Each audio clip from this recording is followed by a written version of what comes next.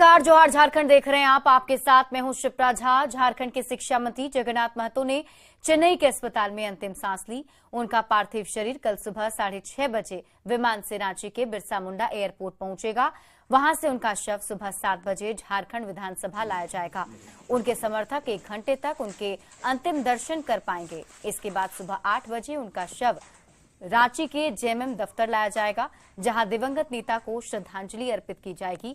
रांची से सुबह 10 बजे उनका पार्थिव शरीर बोकारो के चंद्रपुरा ले जाया जाएगा। उनके पैतृक गांव अलारगो में दामोदर नदी के तट पर शाम 4:30 बजे राजकीय सम्मान के साथ उनका अंतिम संस्कार किया जाएगा, जहां उन्हें अंतिम विदाई देने के लिए परिजनों और नेताओं के साथ साथ स्थानीय ग्रामीणों और समर्थकों का सैलाब उमड़ने के आसार हैं।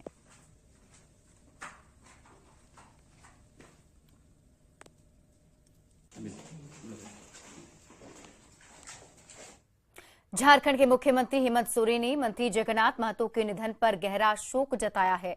मीडिया को जारी पत्र में उन्होंने लिखा है कि उन्हें जैसे ही जगन्नाथ दा के निधन की खबर मिली, वो निशब्द हो गए। जगन्नाथ दा उनकी सरकार के मंत्री के साथ साथ बड़े भाई और अभिभावक की भूमिका में भी थे, जो गलतियों पर उन्हें डांट भी देते थे और पीठ थपथपाने में भी पीछे नहीं थे। कई बार विषम हालात में उनकी सलाह और हौसला अफजाई ने उन्हें लड़ने की हिम्मत दी। इसलिए जगन्नाथ महतो को टाइगर कहा जाता था। कोरोना काल में गंभीर रूप से बीमार पड़े पर उन्होंने नियति से लंबी लड़ाई लड़ी और जीतकर टाइगर होने को चरितार्थ भी कर दिखाया। पर हुआ वही जो नियति को मंजूर था। मुख्यमंत्री हेमंत सोरेन ने पत्र में लिखा है कि जगन्नाथ जैसे व्यक्तित्व की कमी पूरी नहीं हो सकती, पर उनका मार्गदर्शन और आशीर्वाद उन्हें हमेशा आगे का रास्ता दिखाता रहेगा। जेएमएम विधायक लोबिन हेम्ब्रम ने शिक्षा मंत्री जगन्नाथ महतो के निधन पर गहरा शोक जताया है। उन्होंने कहा कि जगन्नाथ महतो ने ही 1932 के खतियान पर आधारित स्थानीय नीति का मुद्दा जोर शोर से उठाया था। साथ ही ये भी कहा कि जगन्नाथ महतो को सच्ची श्रद्धांजलि तभी मिलेगी जब उनकी सीट पर उपचुनाव हो और विपक्ष अपना कैंडिडेट न दे। इस दुख की घड़ी में हम पूरा परिवार उनके साथ है और ईश्वर से प्रार्थना करते हैं कि उसके परिवार वालों को भी इस दुख की घड़ी में इसको सहन करने का शक्ति प्रदान करे। और मैं तो ये कहूँगा कि आज पार्टी से ऊपर उठ करके अगर इसको श्रद्धांजलि अगर सही दिया जाए तो हम खास करके बीजेपी और आजसू और जो बड़े दल है उनसे हम आग्रह करेंगे कि जब भी इसका उपचुनाव होगा तो ये लोग वहां पर उम्मीदवार न दे, वही सच्ची श्रद्धांजलि होगी। झारखंड खाद्य आयोग के अध्यक्ष हिमांशु शेखर चौधरी ने शिक्षा मंत्री जगन्नाथ महतो के निधन पर गहरा शोक जताया है।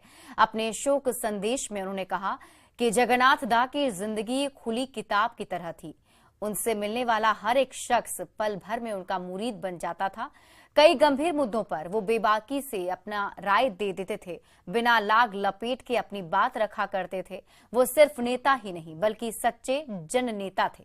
चिकित्सकों की सलाह के बावजूद वो कर्तव्यों के प्रति समर्पित रहे। जगन्नाथ दा के निधन की खबर मिली, मन मर्माहत है। जगन्नाथ दा का जीवन खुली किताब थी, न कोई प्रोटोकॉल न कोई तामझाम। उनके लिए न कोई खास था न आम। जो भी उनसे एक बार मिल लेता उनका मुरीद हो जाता था। अपने विचारों, नीति सिद्धांतों के प्रति प्रतिबद्धता और स्पष्टवादिता ही उनकी पहचान थी। इसी पहचान के कारण ही उनके समर्थक और चाहने वाले उन्हें टाइगर के नाम से पुकारने लगे। उनसे मेरी निकटता की वजह भी उनकी बेबाकी रही। ऐसे कई अवसर आए जब उन्होंने कई गंभीर और उलझे विषयों पर ऐसी राय और विचार दिए जो सिर्फ वही व्यक्तित्व दे सकता था जिसे अपनों से ज्यादा दूसरों की फिक्र हो। बिना लाग लपेट के खुले मन से अपनी बात रखने का मैं हरदम उनका कायल रहा। जगन्नाथ दा को मैं राजनेता नहीं जननेता मानता था। जननेता होने के कारण ही डॉक्टरों की सलाह के विपरीत वो अपने कर्तव्यों के प्रति समर्पित रहे। जगन्नाथ दा को भावभीनी श्रद्धांजलि। दिवंगत आत्मा को ईश्वर अपने श्री चरणों में स्थान दे। उनके परिवार और समर्थकों को इस विपदा के समय खुद को संभालने की शक्ति दे, यही करबद्ध प्रार्थना है। झारखंड के राज्यपाल सीपी राधाकृष्णन ने नई दिल्ली में प्रधानमंत्री नरेंद्र मोदी से मुलाकात की। साथ ही उन्हें झारखंड में चल रही विकास योजनाओं के ताजा हालात की जानकारी दी। राज्यपाल सीपी राधाकृष्णन इन दिनों दिल्ली दौरे पर गए हुए हैं।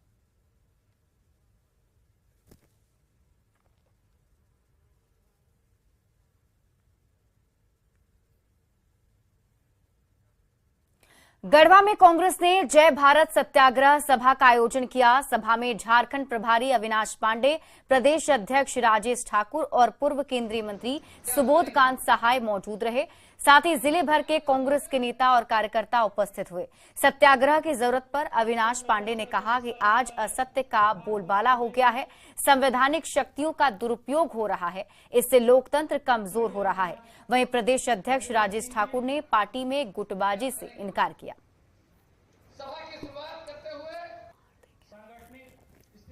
देखिए, सत्याग्रह की जरूरत इसलिए आन पड़ी है कि आज पूरा असत्य का बोलबाला हो रहा है। चाहे संवैधानिक संस्थाएं हों, जैसे आपने देखा पिछले दिनों जिस प्रकार से निर्णय लिए गए, और सच्चाई को दूर रखते हुए, परे रखते हुए सिर्फ जुमलेबाजी के नाम पर देश के जनता को गुमराह किया जा रहा है। हम समझते हैं जो कांग्रेस का मूल कार्यकर्ता है, जो पंचायत और प्रखंड में रहता है, उनकी आज आवश्यकता ज्यादा है। सभी लोगों को एकजुट होकर के एक लड़ाई लंबी चल रही है, उसमें कभी कोई आएगा कभी कोई आएगा, उसमें कहीं कोई चिंता करने की बात नहीं है। जेएमएम विधायक लोबिन हेम्ब्रम ने हेमलाल मुर्मू की घर वापसी पर सवाल उठाए हैं। उनका कहना है कि आदिवासी समाज का भरोसा एक बार किसी से टूट जाता है तो फिर उस पर वे विश्वास नहीं करते। उन्होंने कहा कि हेमलाल मुर्मू की घर वापसी क्षेत्र की जनता तय करेगी, क्योंकि सभी जानते हैं कि वे कई पार्टी बदल चुके हैं। जिस जेएमएम ने उन्हें विधायक, सांसद और मंत्री बनाया, उसे छोड़कर बीजेपी में चले गए थे।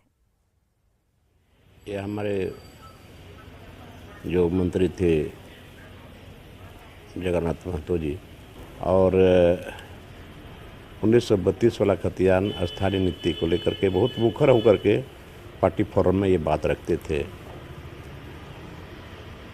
और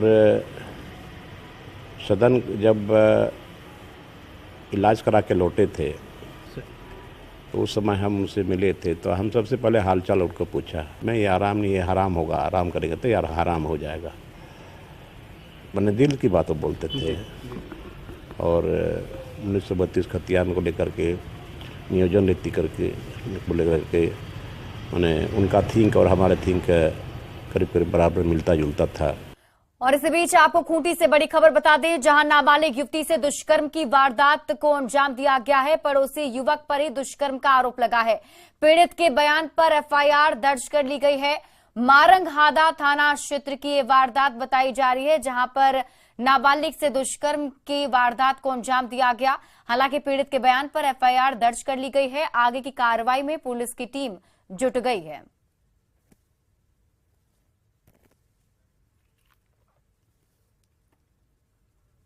रांची की अदालत ने अभिनेत्री अमीषा पटेल के खिलाफ वारंट जारी किया है और ये मामला साल 2017 का है। हरमू हाउसिंग कॉलोनी में एक कार्यक्रम में शामिल होने के लिए अभिनेत्री अमीषा पटेल आई थी, जहां उनकी मुलाकात लवली वर्ल्ड एंटरटेनमेंट कंपनी के मालिक अजय सिंह से हुई। अमीषा पटेल ने उन्हें उनकी आने वाली फिल्म देसी मैजिक में पैसे लगाने का ऑफर दिया। इस पर फिल्मकार अजय सिंह ने उनके खाते में 2.5 करोड़ रुपए ट्रांसफर कर दिए, पर ना तो फिल्म बनी और ना ही अमीषा पटेल ने उनके पैसे लौटाए। बार बार मांगने पर उन्होंने 2.5 करोड़ का चेक जरूर दिया, जो बाउंस हो गया। इस पर उन्होंने निचली अदालत का दरवाजा खटखटाया और अमीषा पटेल पर धोखाधड़ी का आरोप लगा दिया है। इसी मामले में कोर्ट ने वारंट जारी किया है। कहा जा रहा है कि इस मामले में अमीषा ने सरेंडर नहीं किया तो उनकी गिरफ्तारी भी हो सकती है। इस पर और अधिक जानकारी दे रही हैं न्यूज 18 संवाददाता Rupali Tripathi.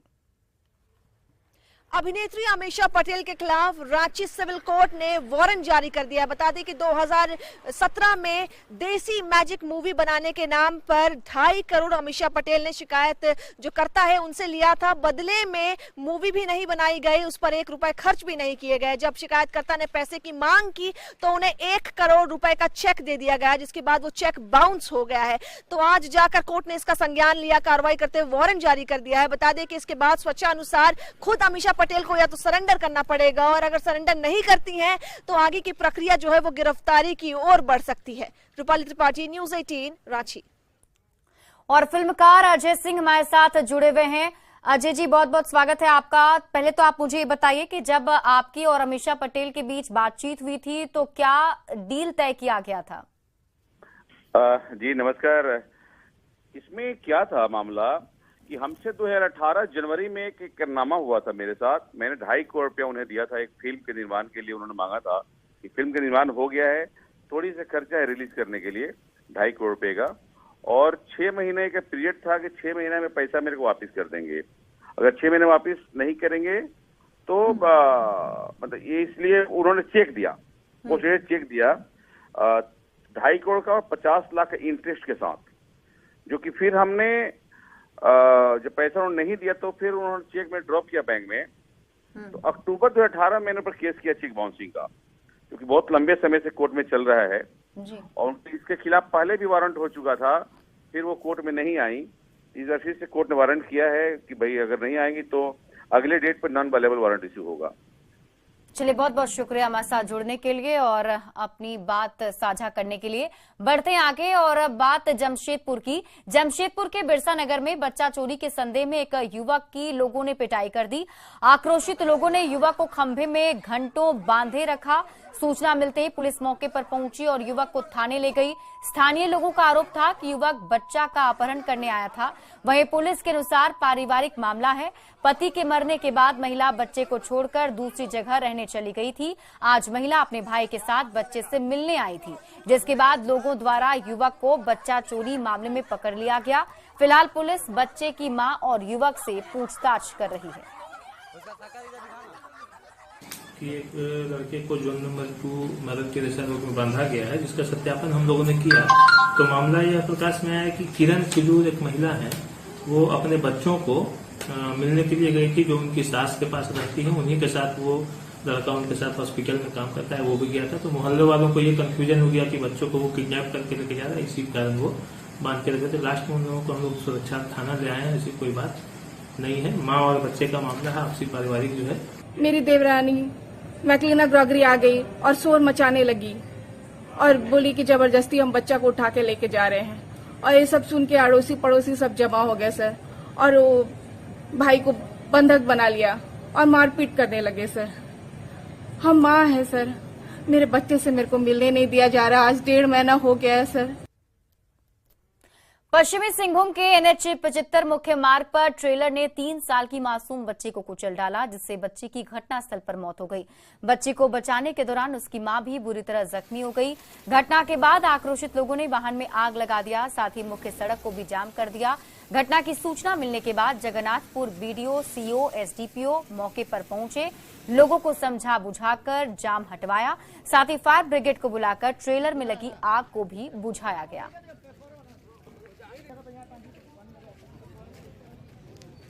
Jharkhand police men's association के पूर्व अध्यक्ष राकेश पांडे द्वारा एसोसिएशन पर लगातार आरोप लगाए जा रहे हैं।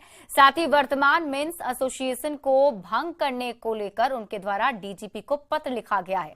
इस पर झारखंड पुलिस एसोसिएशन का कहना है कि पूर्व अध्यक्ष अपने कार्यकाल में किए गए गबन पर पर्दा डालने के लिए ऐसा कर रहे हैं। वर्तमान उपाध्यक्ष का कहना है कि पूर्व अध्यक्ष पत्राचार के माध्यम से अधिकारियों को गुमराह कर रहे हैं। साथ ही एसोसिएशन के कई रजिस्टर को भी अपने साथ लेकर चले गए हैं। ऐसे में एसोसिएशन पूर्व अध्यक्ष राकेश पांडे पर FIR दर्ज कराने की तैयारी में है। पूर्व प्रदेश अध्यक्ष श्री राकेश पांडे जी अपने कार्यकाल में किए गए गबन पर पर्दा डालने के नियत से इस तरह का दुष्प्रचार कर रहे हैं। वरीय पदाधिकारी से इस संदर्भ में बात हुई है, उनके द्वारा स्पष्ट रूप से कहा गया है कि अगर कोई पंजी अवैध रूप से अपने पास रखे हुए है या ऑडिट करने में बाधा उत्पन्न हो रही है उसके चलते, तो आप उसके ऊपर कानूनी कार्रवाई आप करें और कार्य करते हुए पुलिस मुख्यालय को सूचित करें। इस संदर्भ में हम लोग जल्द इस पर पूरी कार्यकारिणी सहमति पहुंचा तो उनके ऊपर कानूनी कार्रवाई करेंगे।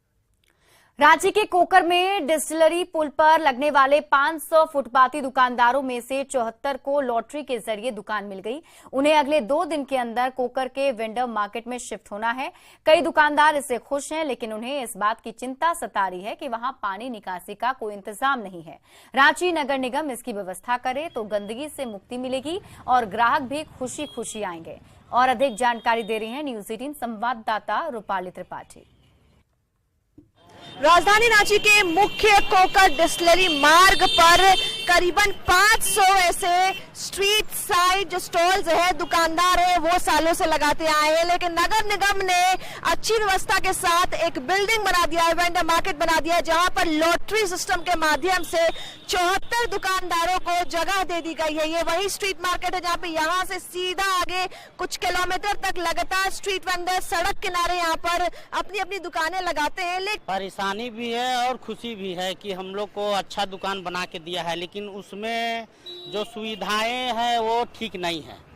कैसी सुविधाएं की बात है? जैसे कि अभी तो उधर लाइन उनका व्यवस्था नहीं था, तो लाइन उनका ये व्यवस्था किया गया। उसके बाद में जो वहाँ पानी का निकासी है, जो मछली और मुर्गा का जो पानी बहेगा वो सीधा बेसमेंट में ही रह जाएगा, वो उसका निकासी कहीं नहीं है।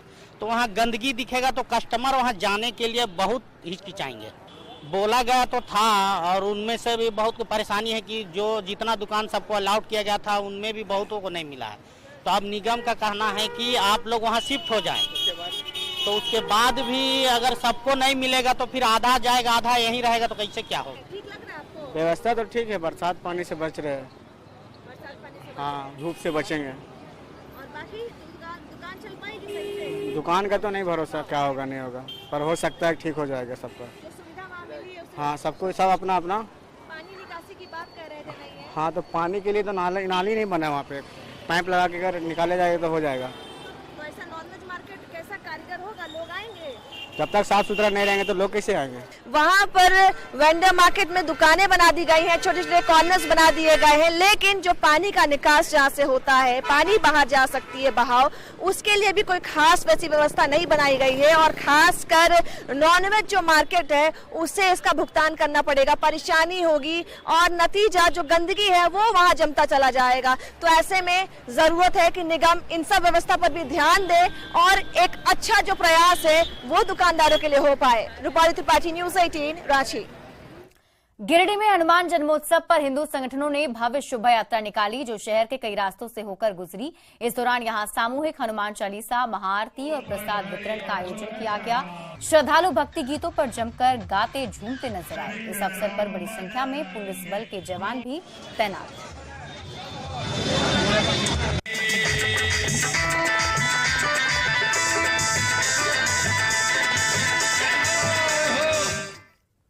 देवघर बाबा मंदिर में चैत्र पूर्णिमा को लेकर श्रद्धालुओं की भीड़ उमड़ पड़ी। श्रद्धालु शुभ तिथि को लेकर पूजा और धार्मिक अनुष्ठान कराते नजर आए। आज लगभग 40,000 श्रद्धालुओं ने बाबा मंदिर में पूजा अर्चना की। चैत्र पूर्णिमा के बाद वैशाख का महीना शुरू हो गया है। इस महीने में जल और फल दान करने का बड़ा महत्व है। वैशाख मास को बहुत उत्तम माना गया है। वैसे तो वैशाख माह में जलदान का बहुत महत्व है। उसके बाद सब्जी इत्यादि ठंडा का सब दान करने का महत्व है और शिव पूजा का विशेष महत्व है वैशाख। खूंटी के हुजूर अखाड़ा में आदिवासी समुदाय द्वारा सरहुल मिलन समारोह का आयोजन किया गया। अखाड़ा के पाहन ने पूजा अर्चना कर पारंपरिक वेशभूषा में भव्य जुलूस निकाली, जिसमें आदिवासियों ने ढोल नगाड़ा की ताल पर नृत्य किया। कई रास्तों से होकर जुलूस पातर मैदान पहुंचा, जहां आदिवासियों ने एक दूसरे को फूल देकर सरहुल की बधाई दी।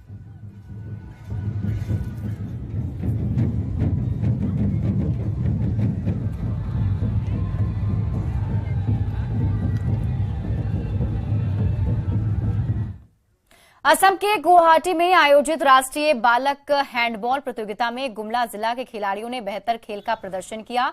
गुमला के सागर कुमार, नीरज मांझी और सचिन उरांव ने बेहतर खेल का प्रदर्शन किया, जबकि 2 अन्य खिलाड़ी दीपक कुमार साहू और विक्रम राज ठाकुर चयन अंतर्राष्ट्रीय रेफरी के लिए हुआ है। सभी 5 खिलाड़ी के गुमला पहुंचने पर शानदार स्वागत किया गया। टावर चौक पर स्पोर्ट्स खिलाड़ियों को माला पहनाकर और मिठाई खिलाकर स्वागत किया गया। मामला जिला हैंडबॉल के खिलाड़ियों को जो इंडिया लेवल पर सिलेक्शन हुआ है और रेफरी के लिए भी इंडिया लेवल पर 2 खिलाड़ी का चयन किया गया है। जुन्नू रैंक की अगुवाई में ये बहुत अच्छा परफॉर्मेंस कर रही है।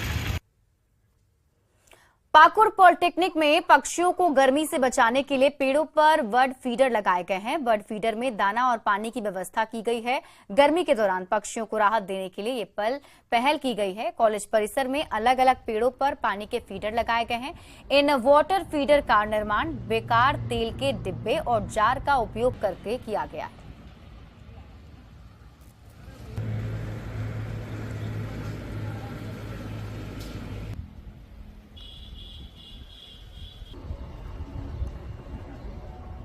और इसी बीच बड़ी खबर आपको बता दें, वाराणसी से बड़ी खबर है, जहां भोजपुरी गायक समर सिंह पर वारंट कोर्ट से गैर जमानती वारंट जारी किया गया है।